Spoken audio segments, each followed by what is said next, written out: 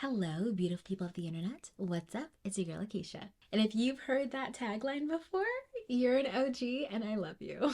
I'm also known as Cardinal Healing on TikTok. I've started my TikTok by teaching people how to read tarot cards for themselves, and it was really a therapeutic way for me to start opening up myself to the idea of sharing spirituality online. And it definitely turned into something so much bigger than just tarot cards, which I'm very excited about, and that really inspired me to start this channel. The best way to start this page is by introducing myself.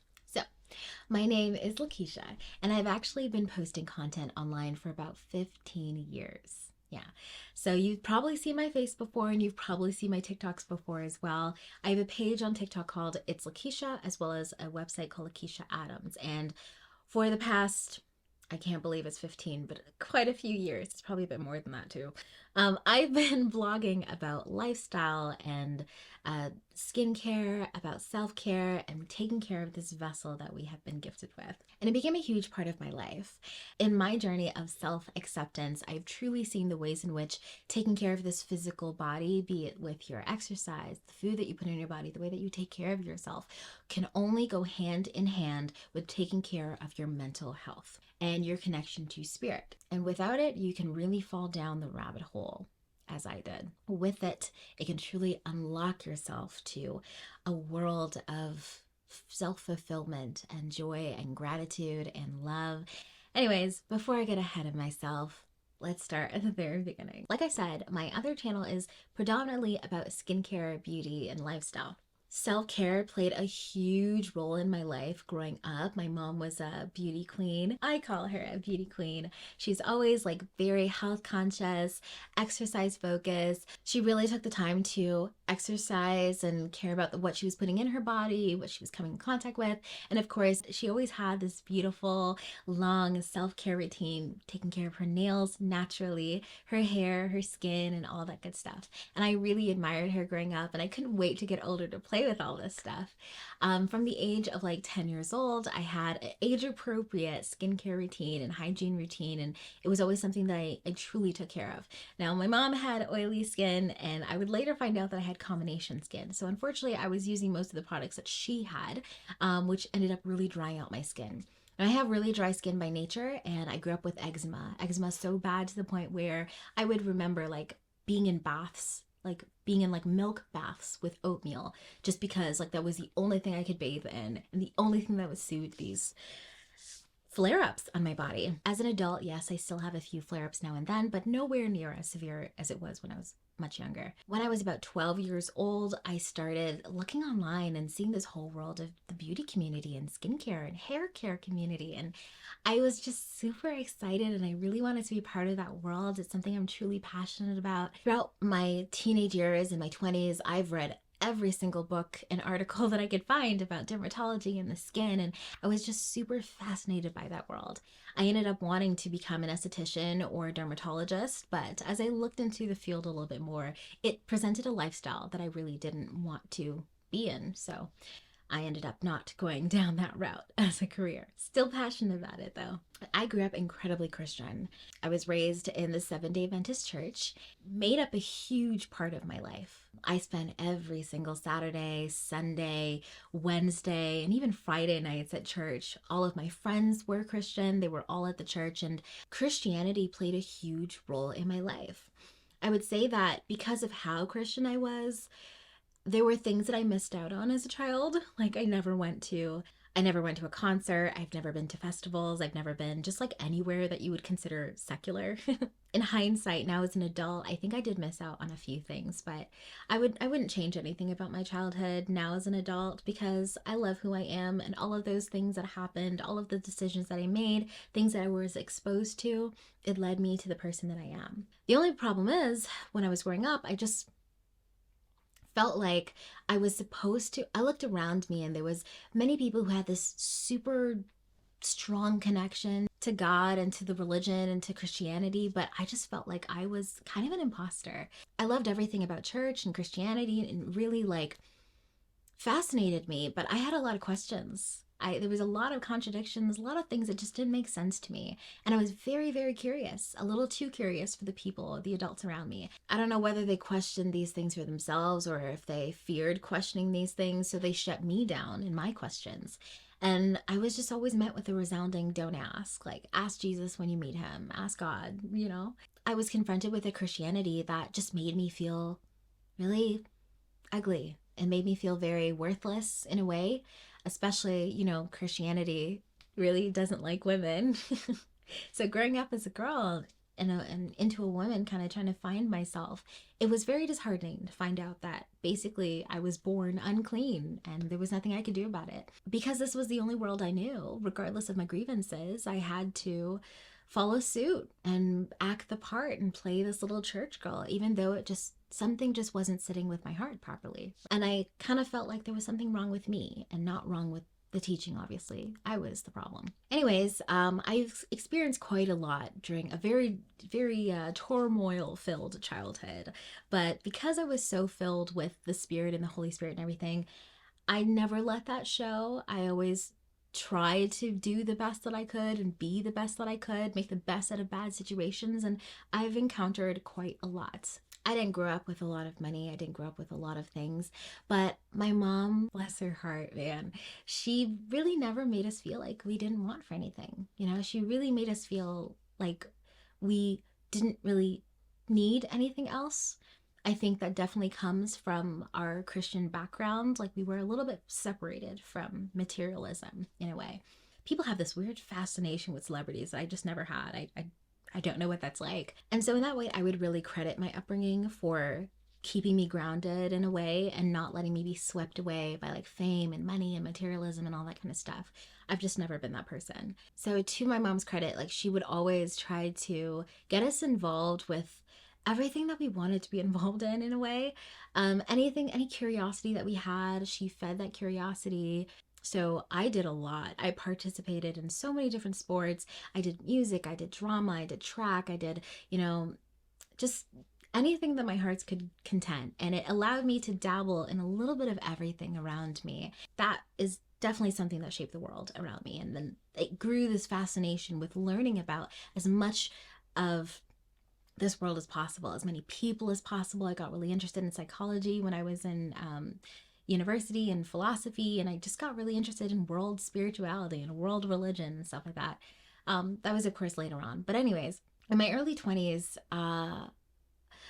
I started getting ashamed of the fact that I wasn't like as Christian as I was supposed to be. I started questioning things on a deeper level. That was the first time that I was away from my family. I lived on my own in a dorm, and I could finally breathe for a minute without other voices in my head. During this time, when I was in my first year of university, this is when I started my YouTube channel and I started blogging. I started blogging on college blogs at first, and then I created my own YouTube channel where I started expressing myself online.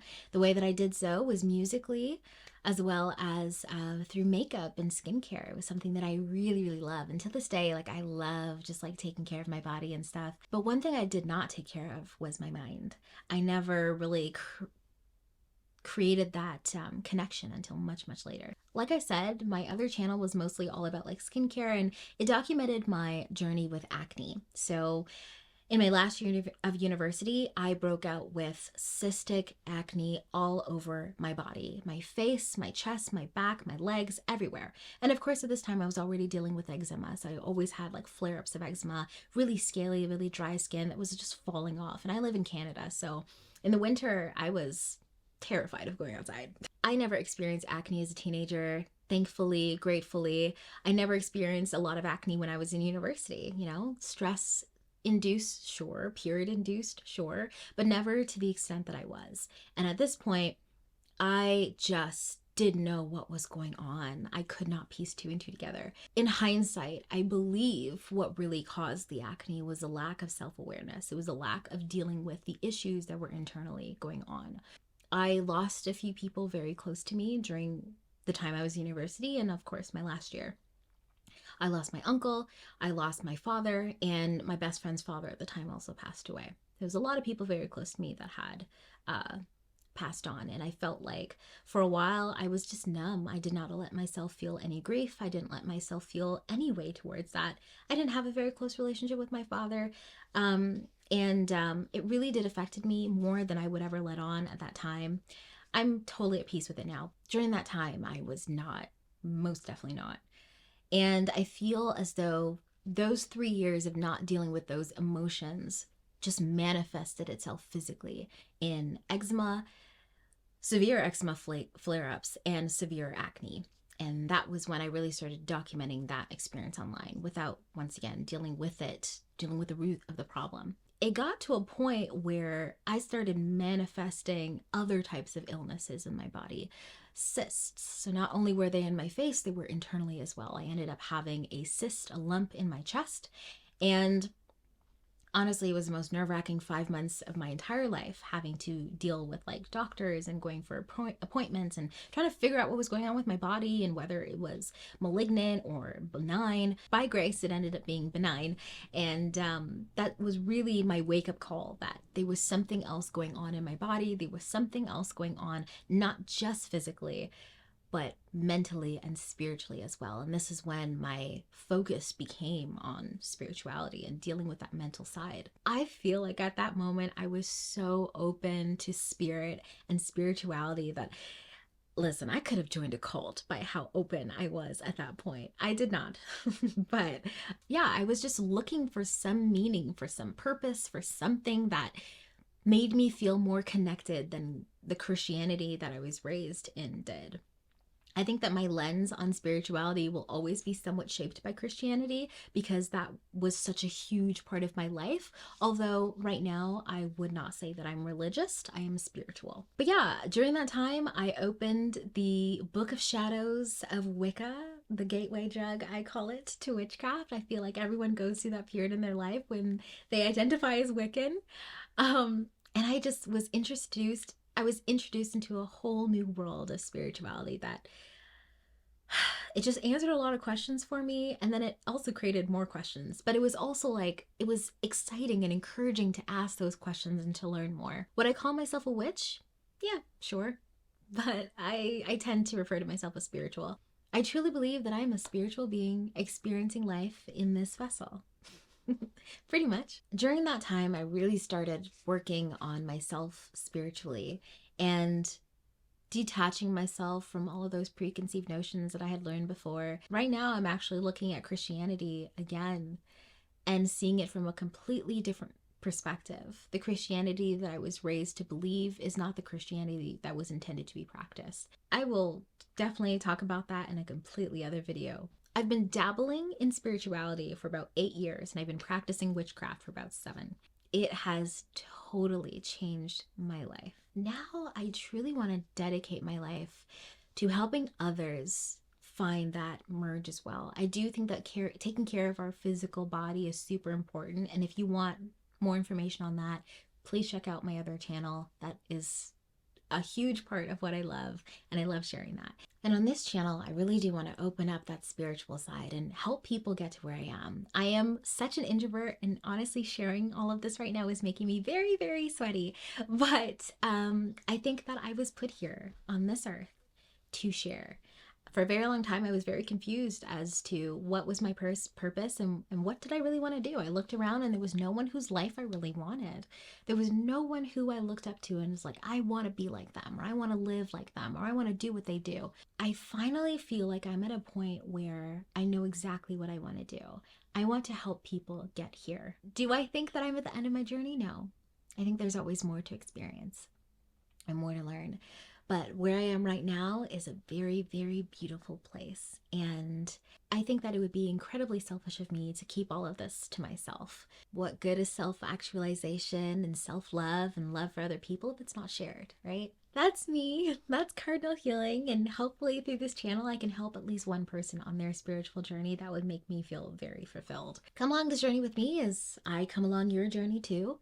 And let's create a beautiful life together. All right, well, that's the end of the video. I really hope you guys enjoyed it. Comment down below and let me know a little bit about your story. I'd love to hear your thoughts and your experiences.